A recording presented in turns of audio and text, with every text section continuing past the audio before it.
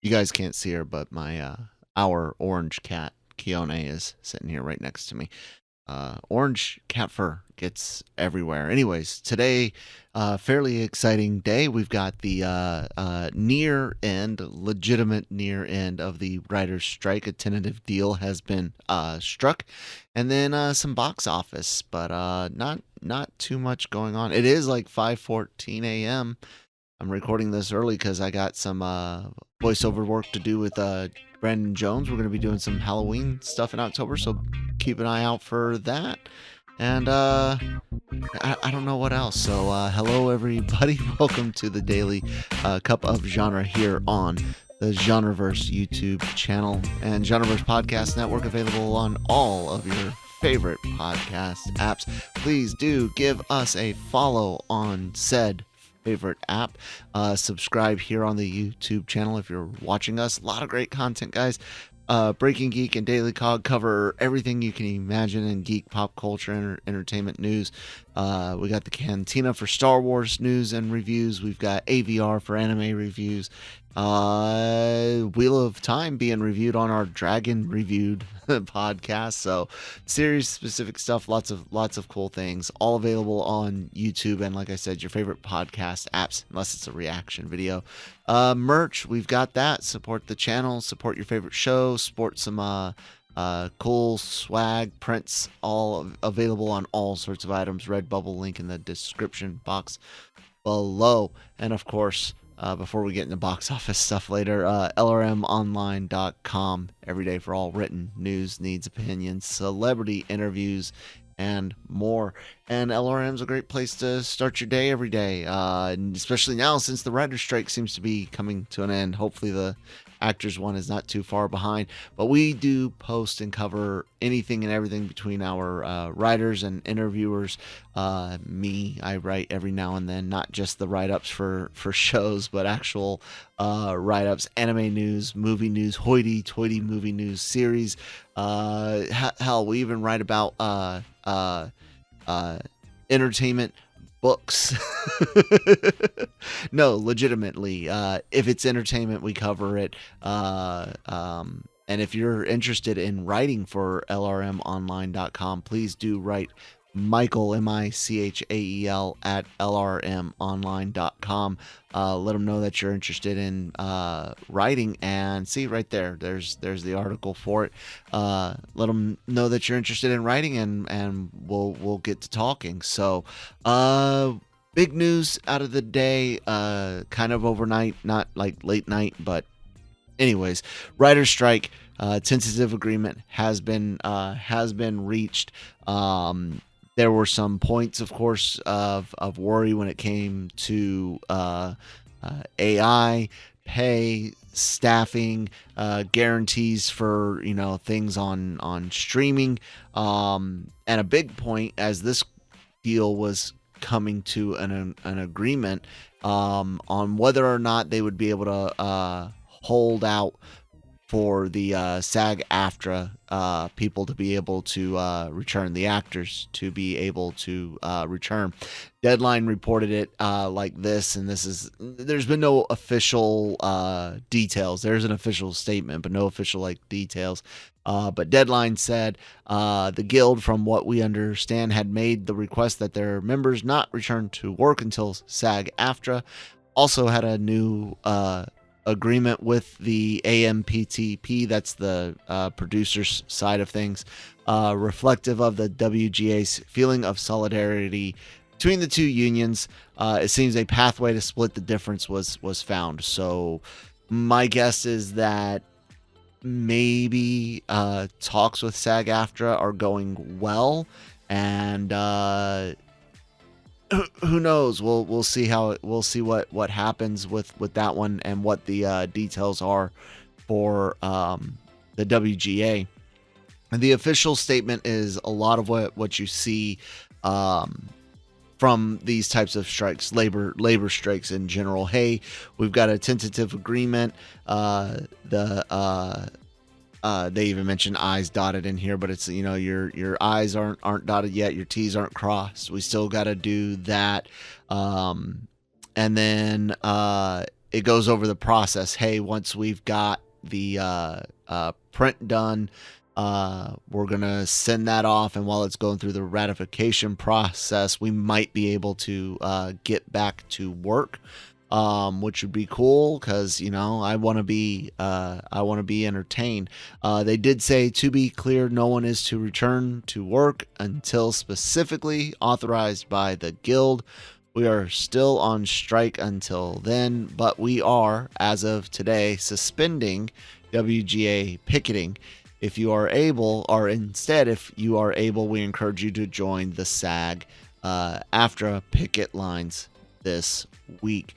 So yeah, we'll have to wait and hear on all of the details, but that's half the equation, and now there's a lot more pressure on SAG-AFTRA to get a deal done. And it doesn't mean pressure for them to give up or settle. I'm not saying that at all, but pressure for them to get a deal done. So best of luck out there for that. I want to be entertained.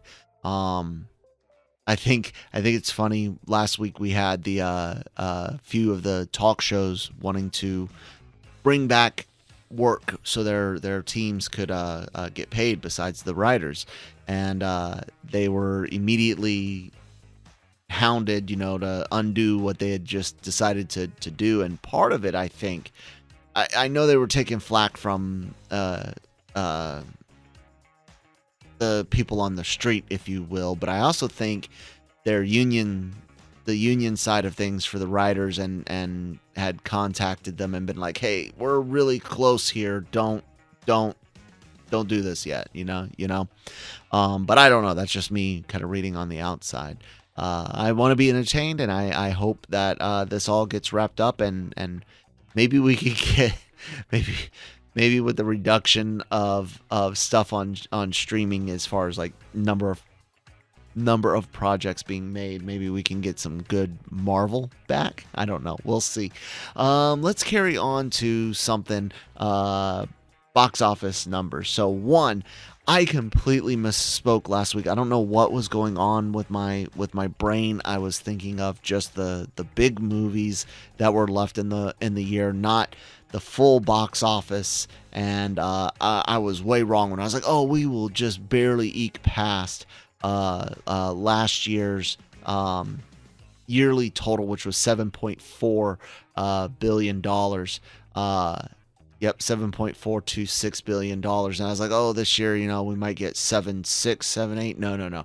I'm sorry. I was completely, like I said, I was thinking of just the big movies that were left, not total box office. In fact, there's dozens of movies, and even on bad weeks like this week, oh my God, was this week not just awful?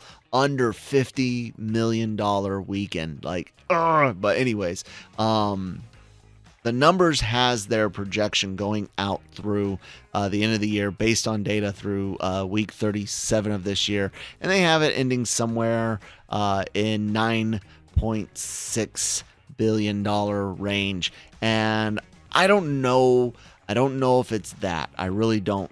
Things are getting tough. The economy is still not so hot. It's definitely going to break 8.5, I believe. 9.6. I think it's probably going to be closer between 8.5 and 9. I think you need some really big performances out of what you have left for Wonka, what you have with Aquaman. There was another, the Marvels, and you need some really good hard performance from them, but you also need people to be able to afford it. And if you look out in the economic numbers for everyone out there, pretty much it's not as hot as we wish it would be. A lot of things are going in the wrong direction again, financially for macro and micro, if you will. So I don't know, but I know I was wrong when I was throwing out numbers last week. I think 8.5 to 9 is a really good area to be at. 9.6, man. That just seems to me like everything is performing top notch, and that people aren't backing off. We've got the holidays, and with money being tight, movies aren't high on everyone's list, right? Sad it is. Theaters have had it rough. But yeah, that's kind of my feels on it. When it comes to, sorry, it is like I said, 5:24 in the morning. But I wanted to get this done. I've got some voiceover work to do with Jonesy and for Halloween video stuff, and then I've got a Zom 100 reaction to do with Christine later on this morning too, after the boy goes to work. $48.9 million weekend. Nothing, guys, like just nothing out there. The Expendables bringing in $8.3 million. It's time to leave these films alone. I don't think we need any more Expendables. It's look, I'm always out here talking about the importance of seeing movies and supporting movies in theaters, but there's got to be something worth watching, right? And I hear a lot of people use that as an excuse to fly the Jolly Roger when it comes to movies and television. Oh, well, if they were good, I wouldn't pirate it. Well, if they're not worth watching, then just don't watch it, right? Don't let Hollywood think they can make money off of garbage by paying for it in the past, like you guys did with all the Fast and Furious and other expendable stuff. No, it's sad because a lot of people think anytime you are positive on spending money for Hollywood that it's the Hollywood aspect, and in some ways for me it is, because I want to be entertained, but I also see what productions and movie distribution mean for local economies and businesses. I mean, movie theaters are a big deal for a lot of people. One of my first jobs was at a movie theater. Like, I love the theater. It's in my DNA. And you know, it's a great high school job. It really is. Free movies, free popcorn. It's great. Well, at least that's how it was for my theater. Yeah, it's sad to see them struggle, and it's also like, I know a lot of people are like, oh, the premium experiences are better where you get the meals. I hate that. I don't like getting pizza and burgers brought to you and the weird booth. No, that's not. No, I like recliners. Recliners are cool. But I don't want to see movies priced out for others. You know what I'm saying? I want to see the theater still be accessible to the average Joe, or average Jane for that matter. But I'm kind of rambling on. There's not a whole lot to talk. We're done with the writer's strike, all but done with the writer's strike, which is good news. Best of luck to the negotiations on the SAG-AFTRA side. And then maybe someone can tell the auto workers to get back to work. No, I'm joking. Sort of. Yeah, guys, be sure to check out more stuff here on the Genreverse YouTube channel. Like I said before, lots of cool content. If you want to listen to podcasts, everything except the reaction videos are up on your favorite podcast apps. Of course, LRMonline.com every day for written news, opinions, celebrity interviews, talent and like behind camera interviews as well. And of course, I gotta turn off the super dark mode thing. Birch, link in the description box down below, guys. It's been fun. Thank you so much for listening, and I'll hopefully talk to you tomorrow.